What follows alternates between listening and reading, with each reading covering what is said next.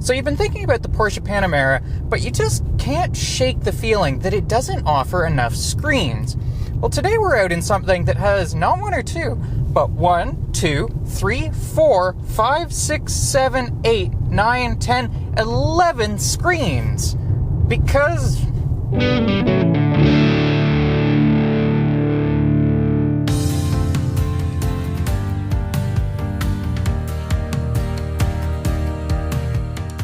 Hello there, I'm Al Alder, and today on Driving, we're out in the 2023 Mercedes-AMG GT 53 sedan.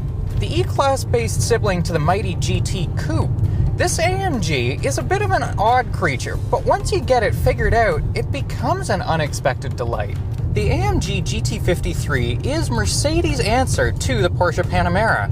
What we have here is an exceptionally comfortable, mid-size cruising sedan, set up for touring, long-distance family trips, and when you throw it a challenge, a lot of fun.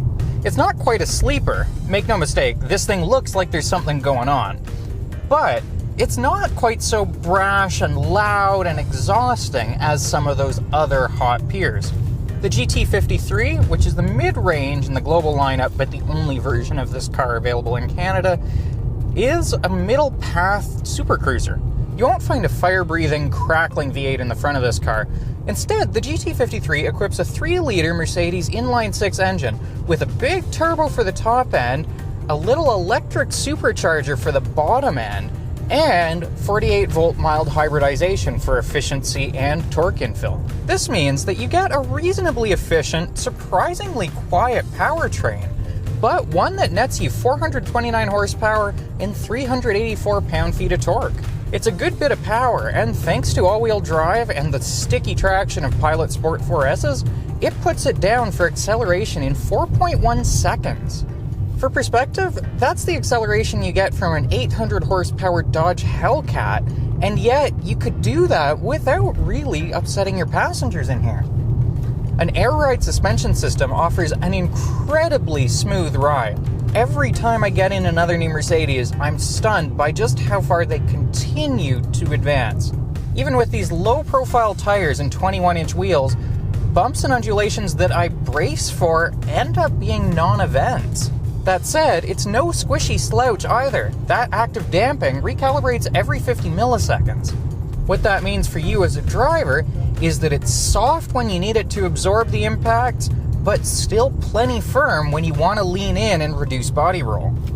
And indeed, for something that rides so smoothly, there really isn't much body roll left to be found. Whether you're riding it light or hard, the GT53 just stays square to the road. Then enter a sharp corner, and massive 14-inch brake rotors at all 4 corners bring it to a remarkably quick stop. On top of that, you've got your electrical regeneration for the hybrid system.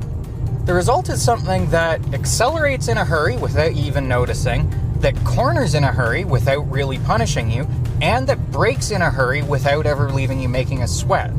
And all this in a car that, at least at 5'8", I can sit behind myself comfortably inside of, that has a phenomenal audio system, that's supremely comfortable for passengers, that's loaded with comforts and amenities. Starting just shy of 120 grand, you're getting that bracket worth of equipment here. Mercedes' excellent dynamic forward LED lighting is fabulous in the dark. This system will fill in ditches to help you spot wildlife, and will carve light away from areas it detects headlights so that you don't blind oncoming drivers. Other little bits are just nice, like the fact that Mercedes lets you have your ventilated and heated seats run at the same time. Of course, all of that goodness does come with some drawbacks. Those mighty performance brakes will squeal a ton when they're not heated up like an oven. And as far as your pride is concerned, Mercedes' insistence on styling these cars as 4-door coupes does have the slight unintended impact of making the car's side profile look a little bit like a dog squatting for a poop. That said, this pup can scoot.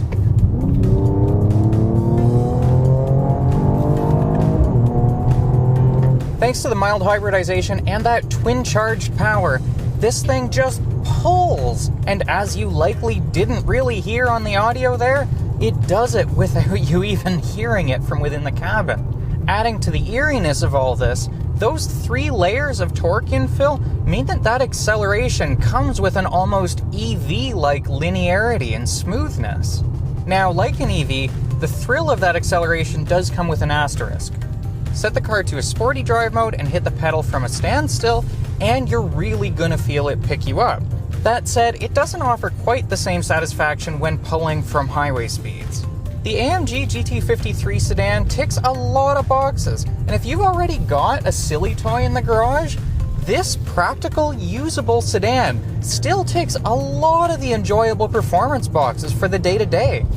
I personally was not very keen on this car at first, and driving it around for the week, it actually took a couple 100 kilometers before I started to warm up to the thing. If you're looking at test driving one of these, the most important thing I can advise is to make sure that you get it out into some actual twisty tarmac. Run around town, it's fine. It's really not until you experience the way that it can come alive that the actual worth of this car shines through.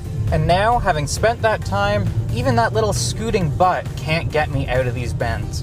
For Driving.ca, I am a very contented L. Alder. For more performance car news, reviews, and previews, be sure to follow us online on Driving.ca and check out our social media on Instagram and Twitter.